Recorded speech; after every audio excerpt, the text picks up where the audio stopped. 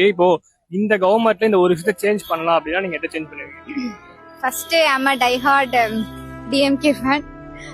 உதயநிதி வாழ்க்கை. பரம்பரை டிஎம்கே போ.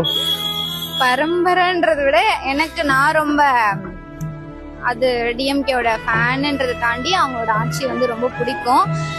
எல்லா பாலிடிக்ஸ் அப்படின்னாலே குட் அண்ட் பேட் ரெண்டுமே தான் இருக்கும்.